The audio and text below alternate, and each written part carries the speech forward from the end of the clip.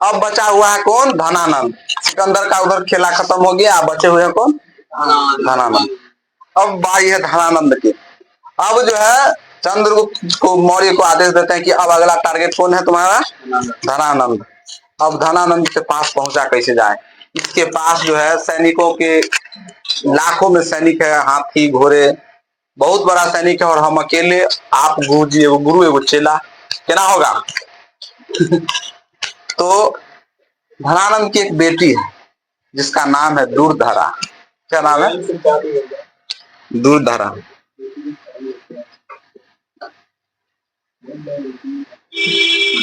धनानंद की बेटी का नाम क्या है?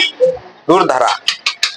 अब कह रहे हैं कि वो पॉइंट तो मिल गया है चंद्रगुप्त, जाओ मिलो किससे? दूरधरा से।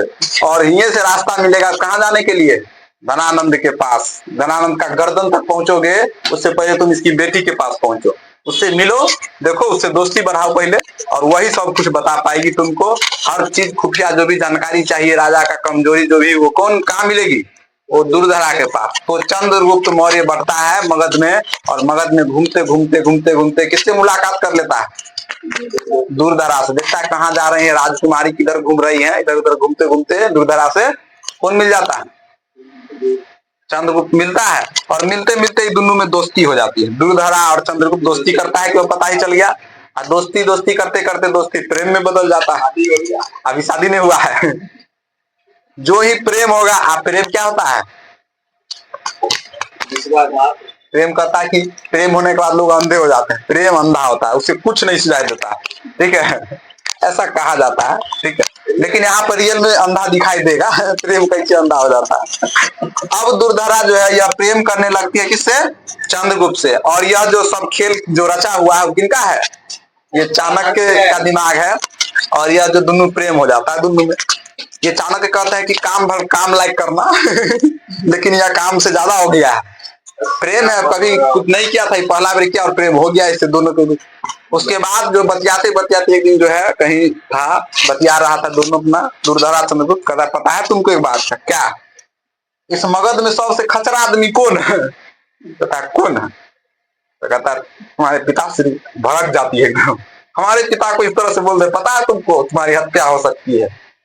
हत्या हो जाएगी,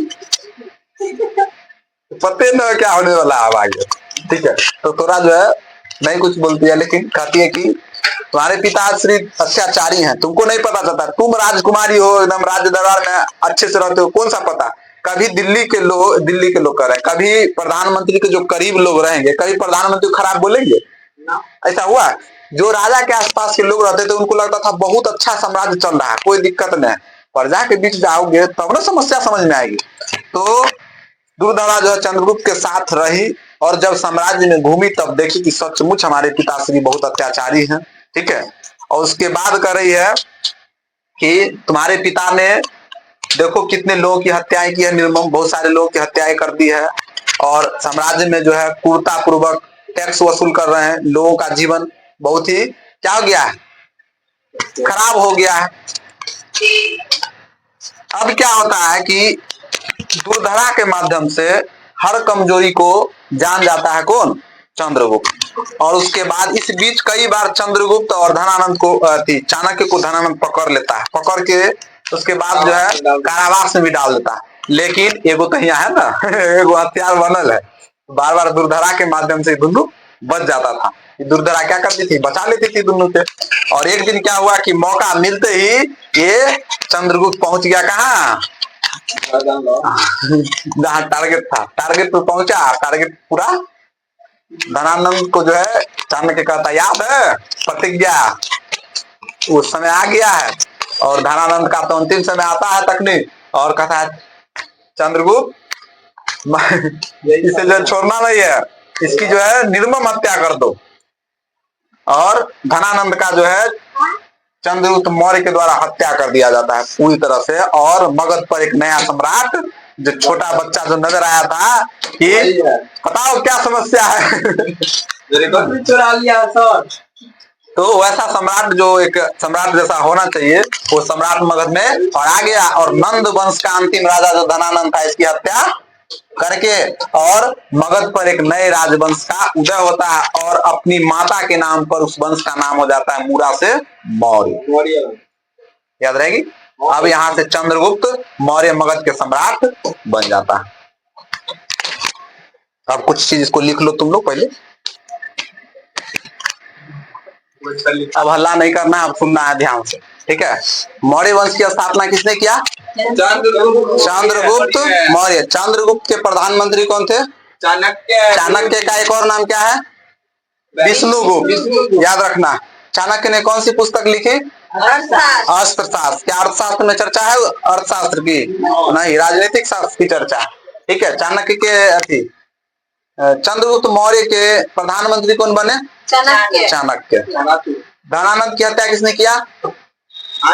धनानंद की हत्या किसने किया? चंद्रगुप्त मौर्य ने। ठीक है। अब आगे बढ़ते हैं। चंद्रगुप्त राजा बन जाता है मगध के, ठीक है, महान सम्राट, और मौर्य वंश की स्थापना हो जाती है।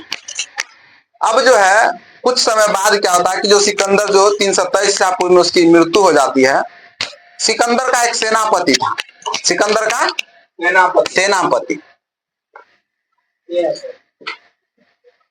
Sikandar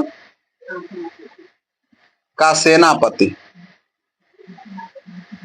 Seleucus Nicator. सेल्यूकस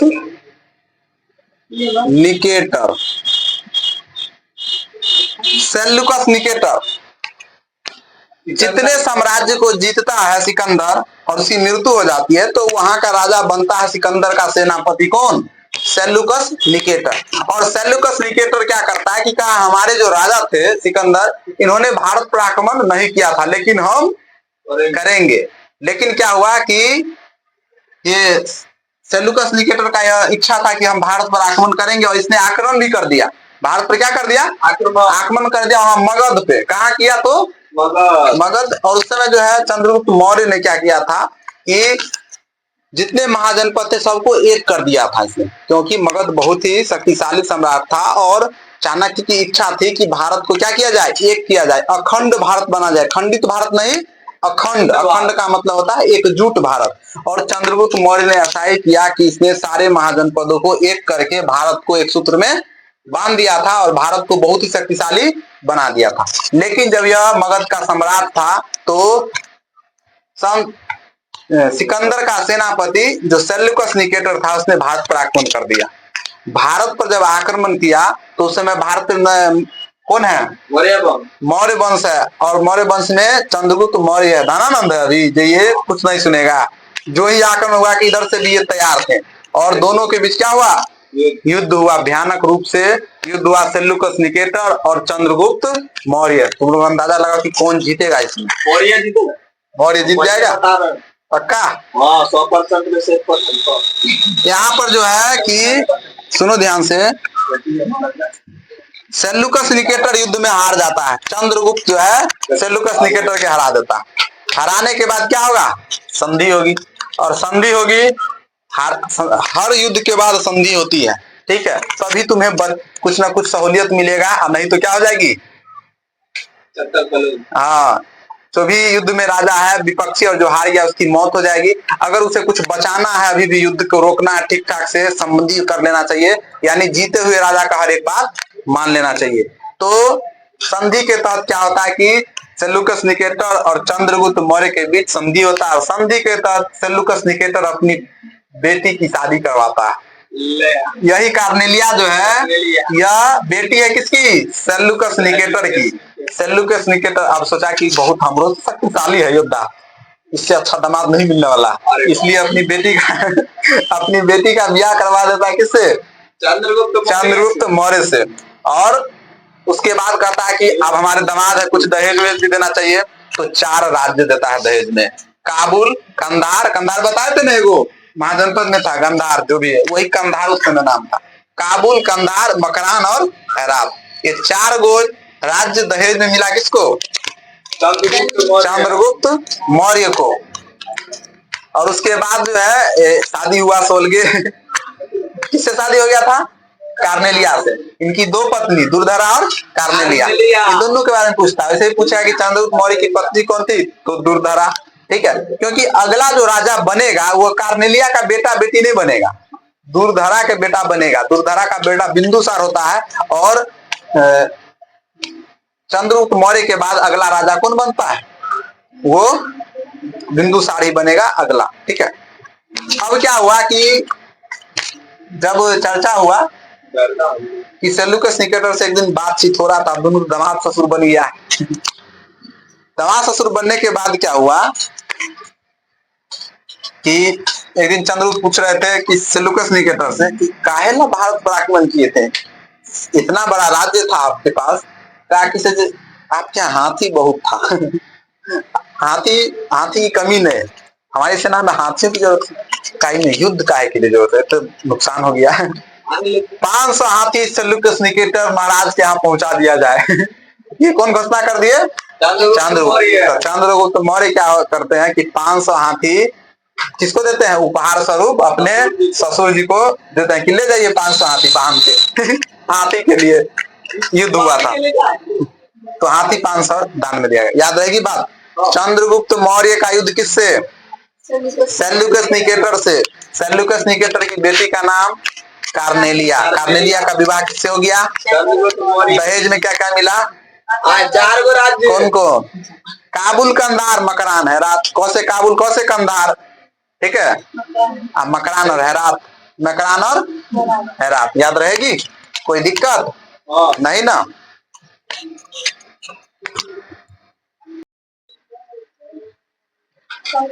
चलो हला नहीं करो, सुनो तो अब मौर्य वंश तुम लोग को बता दिए बहुत अच्छा से, ठीक है, और इससे प्रश्न आएगा, ऑब्जेक्टिव पूछा जाता है तो याद रखना है। चलो एक बार और तुम लोग बताओ कि मौर्य वंश की स्थापना किसने किया था, सभी लोग एक साथ जवाब दो। देवा इधर दो, सुनो ध्यान से, इधर सुनो, सब लोग एक साथ जवाब दोगे, ठीक है। मौर्य वंश की स्थापना किसने किया था, चंद्रगुप्त मौर्य, ठीक है। चंद्रगुप्त मौर्य की माता का नाम, प्रधानमंत्री का नाम चाणक्य। चाणक्य का क्या नाम है, एक विष्णुगुप्त और एक कौटिल्य भी नाम है, याद रखना, कौटिल्य, ठीक है। कौटिल्य ने कौन सी पुस्तक लिखी थी, अर्थशास्त्र। अर्थशास्त्र में अर्थशास्त्र की चर्चा है, राजनीतिक शास्त्र की चर्चा है। चंद्रगुप्त मौर्य का प्रधानमंत्री कौन बनते हैं, चाणक्य। चाणक्य। चंद्रगुप्त मौर्य किसको मार करके मगध का सम्राट बनता है, धनानंद की बेटी का नाम क्या था, दुर्धरा का विवाह किससे हुआ, चंद्रगुप्त मौर्य से, ठीक है। चंद्रगुप्त मौर्य का किससे फिर युद्ध हुआ बाद में, सिकंदर के सेनापति सेल्यूकस निकेटर से। और इसमें जीत किसकी हुई, चंद्रगुप्त मौर्य की जीत हुई। चंद्रगुप्त मौर्य ने मौर्य को जो है दहेज स्वरूप यानी संधि के बाद क्या क्या मिला, 4 गो राज्य। 4 गो राज्य, कौन कौन सा, हेरात, काबुल, कंधार, मकरान और हेरात, ये 4 गो जो है राज्य मिला दहेज स्वरूप। और शादी किससे हुई, कार्नेलिया सेल्यूकस निकेटर की बेटी से विवाह हुआ। उसके बाद चंद्रगुप्त मौर्य ने अपने ससुर को क्या चीज, उपहार स्वरूप 500 हाथी जो है उपहार स्वरूप दिया। अंत में चंद्रगुप्त मौर्य की मृत्यु कब हुई, 298 ईसा पूर्व में संलेखना विधि के द्वारा जो है कर्नाटक के श्रवण बेलगोला में इनको मृत्यु हो जाती है। जैन धर्म की जो है शिक्षा चंद्रगुप्त मौर्य को किसने दिया था, भद्रबाहु ने। जैन धर्म की शिक्षा चंद्रगुप्त मौर्य को किसने दिया था, भद्रबाहु ने दिया था। बाद में चंद्रगुप्त मौर्य ने जैन धर्म को अपनाया भी। सेल्यूकस निकेटर का राजदूत कौन था, हाँ, मेगास्थनीज। मेगास्थनीज जो है सेल्यूकस निकेटर का राजदूत था, और मेगास्थनीज को सेल्यूकस निकेटर ने चंद्रगुप्त मौर्य के दरबार में भेजा था। सुनो ध्यान से इधर, मेगास्थनीज को सेल्यूकस निकेटर ने चंद्रगुप्त मौर्य के दरबार में भेजा था। इन्होंने एक पुस्तक लिखा, क्या चीज, इंडिका। और इंडिका पुस्तक में इन्होंने क्या किया था कि ये भारत के बारे में वर्णन किया था, और इंडिका पुस्तक से ही बहुत सारे चीजें जो है अभी जो इतिहासकार जो है यहाँ से क्या इनको बहुत सारी जानकारी मिली। तो ये हो गया तुम्हारा मौर्य वंश। इसके बाद जो है आगे पढ़ाएंगे, तब तक के लिए यहाँ तक में किसी को दिक्कत नहीं, ठीक है, नेक्स्ट वीडियो ये भी डाउन हो गया।